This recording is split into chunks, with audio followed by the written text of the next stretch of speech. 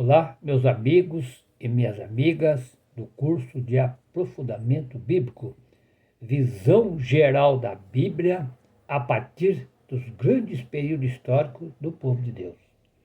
Então, hoje nós estamos num grande período histórico, que foi a divisão do reino de Israel. Israel era 12 tribos e dividiu. O reino do norte ficou com 10, e o reino do sul com 2 tribos. Então, era primeiro as tribos de Israel, o novo jeito de conviver, mas não durou muito tempo. E ali sim se falava do projeto de Deus, que era o projeto de igualdade, de liberdade e de partilha. Cada tribo tinha seus clãs, os clãs se organizavam e se uniam, não tinha briga, não tinha nada. Até que começou, no correr do tempo, que tudo que é bom dura pouco, veio a crise. E o pessoal pediu um rei. Foi um dos maiores pecados, diz a Bíblia, que o povo pediu um rei. E o rei veio. O primeiro rei foi Saul, depois o segundo foi Davi e depois o terceiro, Salomão. E a gente chama esse grande período histórico, de monarquia unida. Mas era unida coisa nenhuma. Só vou para vocês entenderem, vou explicar. Unida porque o rei Saul, Davi e o Salomão, eles governavam sobre as 12 tribos. Mas não tinha união coisa nenhuma. Por exemplo, o Saul, quando ele foi eleito rei, logo no começo ele já, como diz na gíria, pisou na bola, começou a roubar, foi um dos maiores ladrões. É só vocês ler lá, a partir do capítulo 11 do primeiro livro de Samuel, vocês vão perceber. E Deus falou para Samuel que arrependeu de deixar o Saul entrar lá. E quem era o Saul? Era da tribo de Benjamim. Quem era a tribo de Benjamim? Qual cidade que ele era? Ele era de Gabaá, a cidade mais violenta, a cidade que mais foi contra o projeto de Deus. Aí virou uma ditadura militar.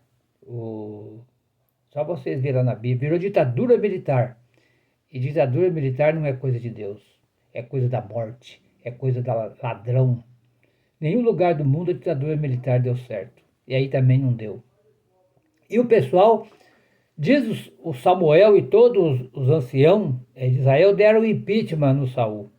Saul caiu fora. Colocaram o Davi. Davi melhorou um pouco, mas também teve muitos problemas, que nós já vimos lá, Cometeu muitos crimes, muitos pecados, como todos nós, ser humano, comete também, mas ele ainda foi um pouco melhor. Mas, infelizmente, ele morreu. E quando ele morreu, o cara que tinha direito de ser o rei era Adonias, porque a dinastia sempre é o filho mais velho que pode ser o rei. E a dinastia era, na ordem dos filhos, não era o Salomão. Salomão era o segundo filho. O primeiro era Adonias. Mas Salomão juntou a equipe de bandido dele, que ele também foi um dos maiores bandidos, e matou o próprio irmão para assumir o reinado. Olha como é que é. Pode ser unido desse jeito? O irmão matando irmão? Não pode, Só vocês ler lá, capítulo 1 do primeiro livro dos Reis. Mas o Salomão é um homem bom. Ele fala do Salmo de Salomão, fala das orações de Salomão. Bom, vocês já aprenderam na Bíblia, que nem tudo que está na Bíblia é palavra de Deus. É a palavra de Deus na palavra humana. É que nem hoje. Tem gente lendo a Bíblia para matar. Vocês, só para ligar com o dia de hoje, vocês estão lembrados de um fulano que colocou uma bomba numa carreta lá em Brasília para explodir Brasília? Sabe quem que ele é? Ele é um pastor da igreja evangélica. E ele foi chamado lá para falar isso lá no Congresso Nacional. E um pastor da igreja evangélica disse: olha, nós evangélicos falamos de Jesus, Falamos da vida. Como que você se diz evangelho e quer matar as pessoas? Por quê? Porque ele pertence à ditadura militar. Por isso que ele fez isso. E lá tem muitos deputados e senadores que é da ditadura, quer matar. Deus não quer isso aí. Deus quer o reino de Deus. E o que é o reino de Deus? Tanto pregado na Bíblia, no Antigo e no Novo Testamento. No Novo Testamento, o reino de Deus aparece 22 vezes nos 3 evangelhos sinóticos. 22 vezes. É sinal que o reino de Deus é muito importante para Jesus. O reino de Deus era as tribos, mas o pessoal não quis. Salomão matou o irmão e tomou conta. Aí temos os pecados de Salomão.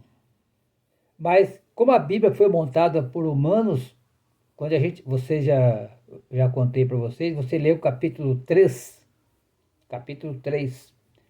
do primeiro livro dos Reis. Quando você lê lá de 1 a 15, vai contar da história de Salomão. 3, de 1 a 15. História de Salomão, que ele rezava, ele era bom, é tudo bem, beleza, é história. Quando você lê 16 a 28, vai contar a história de um rei, que 2 mulheres eram amigas, e estavam dormindo lá em determinado lugar, e uma dormiu em cima do filho, matou o filho dela. E ela tomou o filho da outra. Olha a injustiça. Não tem muita gente tomando filho de um de outro hoje. Hoje mesmo estava passando uma notícia aí com uma mulher, roubaram o filho dela, e ela foi achar tão longe da casa dela, o trauma que ela passou. Então a história de Israel é muito parecida com a história do Brasil e com a história do mundo. E foram até o rei, aquela briga, é meu filho, é meu filho, é meu filho. O rei não sabia filho de quem que era. Eu estou falando do capítulo 3, de primeiro livro dos Reis, 16 a 28. E aquela briga toda. Então, o rei disse assim, vamos cortar a criança no meio, dá a espada aí, vamos cortar um pedaço para cada uma. Aí a outra falou, não faça isso com meu filho, pode ela levar. Aí aquela que se compadeceu pela criança, realmente era a mãe. A outra falou, pode matar. Aí ele deu para aquela mulher. Quando lê esse texto lá e responda para mim aqui no comentário do YouTube, que rei que é esse? Certo? Você vê que a Bíblia é a palavra de Deus na palavra humana. De 1 a 15, Salomão. De 16 a 28, esse rei que fez justiça, que rei que é esse? Muito bem. E para nós avançar um pouquinho aqui, então o texto de hoje, que nós vamos levar em consideração, quando a gente fala em rei, né, a gente está falando também na resistência. A gente já conversou isso muitas vezes aqui, que a Bíblia, desde o Gênesis até o Apocalipse, ela tem duas linhas. A humanidade vive em 2 linhas.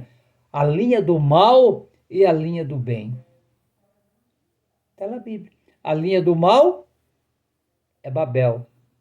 Gênesis 11, de 1 a 9. E a linha do bem é Pentecoste. Só para lembrar, né? Pra vocês não esquecerem. Já falei um monte de vezes, você tem que gravar. E sempre a linha do bem resiste o mal. A linha do bem é Jesus. A linha do bem é Yahvé. E a linha do mal é o poderoso, é aquele que comete injustiça, aquele que rouba, aquele que quer matar, a ditadura militar. Ah, mas ele fala de Deus. Fala. A linha do mal fala de Deus também. É o que está acontecendo no Congresso hoje, olha lá. Falando de Deus, da Bíblia, é evangélico, colocou a bomba para matar. Então é bom a gente pensar nisso, tá? Para a gente melhorar o nosso Brasil, para nós ser profetas e profetisas. Quando aparece esses desmandos no projeto de Deus, no reino de Deus, aí vem o profeta e vem a profetisa, profeta homem e mulher, e vai resistir.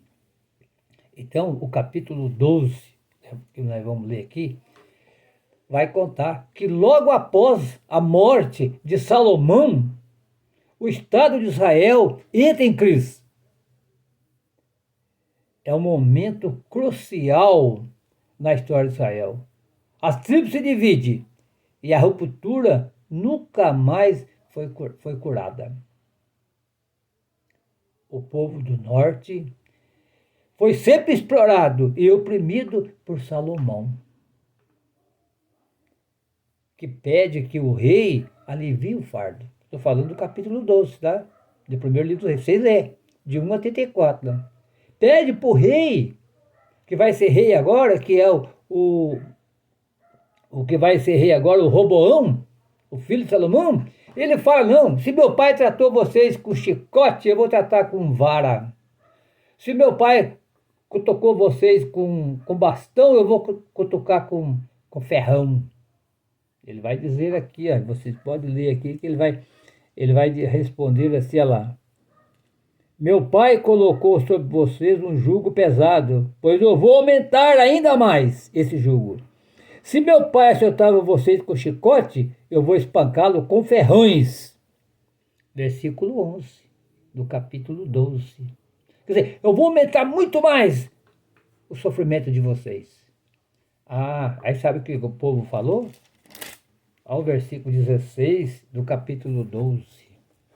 O povo disse assim: todo o povo de Israel viu que o rei não o escutava. Por isso o povo retrucou. O que nós temos a ver com Davi? Não temos herança com o filho de Jessé, para sustentar o Israel. Agora que Davi cuida da sua casa, Israel voltou para suas tendas. Quando eu falo assim que Davi cuida da sua casa, está falando de Jerusalém. Então rachou aqui as tribos. Né? Aí houve um grande movimento liderado por Jeroboão. Quem que é Jeroboão? Jeroboão, ele era um capataz, está tudo na Bíblia, tá? Que eu estou falando. Era um capataz, ele era a gente chama de feitor, né? Vamos dizer assim, né? Um capitão, que ele se não concordou de tanto pecado que Salomão fez, ele saiu fora também, sabe? E ele estava no Egito para não morrer, Salomão queria matar ele. E ele voltou, e ele liderou uma grande luta, né? E separou. Os anciãos depositaram da experiência popular, lembraram ao jovem rei, que a função de todas as autoridades é servir e ouvir o povo no seu clamor. Então, todos os políticos, padres, bispo, papa, eu, você, estamos na pastoral, nós devemos ouvir o povo. Os jovens da corte, porém, aconselharam o contrário, aumentaram a exploração, a opressão, para não perder a autoridade sobre o povo. Então, os jovens aconselharam então o Roboão, que ele acaba perdendo o povo. Por que ele perdeu? Porque o requisito básico daquela época, está na Bíblia, tá? Está na Bíblia. O requisito básico é ouvir o povo. Está na Bíblia, capítulo 3, de 4 a 15. Capítulo 3 do primeiro livro dos reis, né? Diante de uma autoridade que não escuta, mais cedo ou mais tarde acaba o povo se revoltando. Não temos nada a ver com a casa de Davi. Não temos nada a ver com Roboão, nem com Salomão. O povo do norte foram muito explorados. O povo do norte foram muito lascados. Até hoje. Eu viajei para Israel em 2018, nós ficamos um pouco lá no norte, lá no lago da Galileia, lá em Genezaré, em Tiberíades. Tiberíades é uma cidade em volta do mar, existe até hoje está com 40 mil habitantes, e está na Bíblia também. E lá tinha outras Bíblias, outras cidades, Cafarnaum, né? Corazim, tinha várias cidades. Jesus foi em todas as cidades pregando a palavra de Deus, menos em Tiberíades. Lá ele não foi, não deixaram ele entrar. Por quê? Porque lá era o condomínio fechado.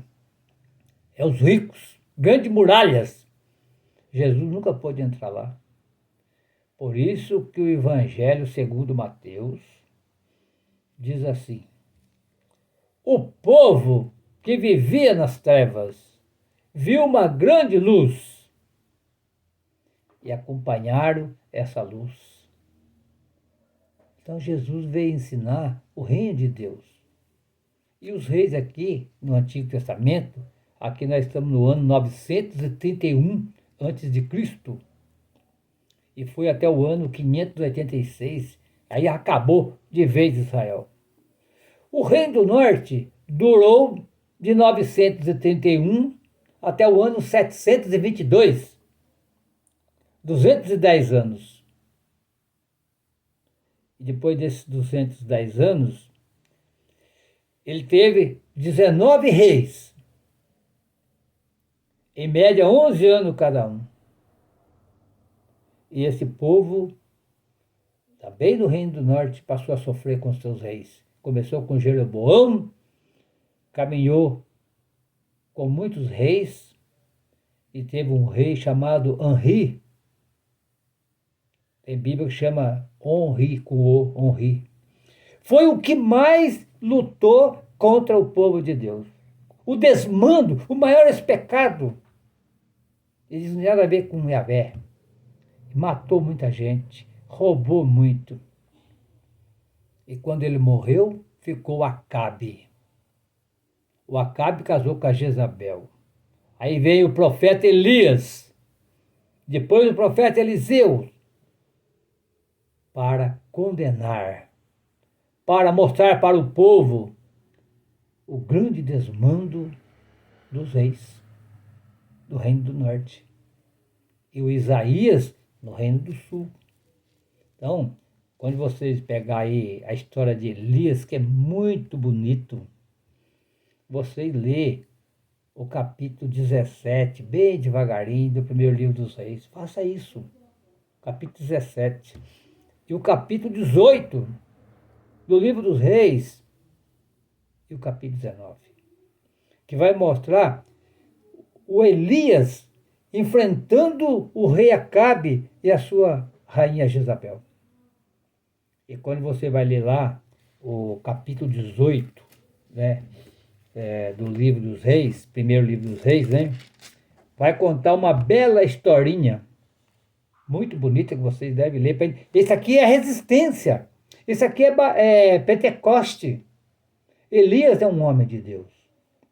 Quando você lê o versículo 1 do capítulo 17, quando você lê o capítulo 1 do versículo 18, e depois quando você lê lá no finalzinho, né, o capítulo 18 ainda, versículo do 41 até o 46, vai mostrar que o Elias é o profeta da chuva.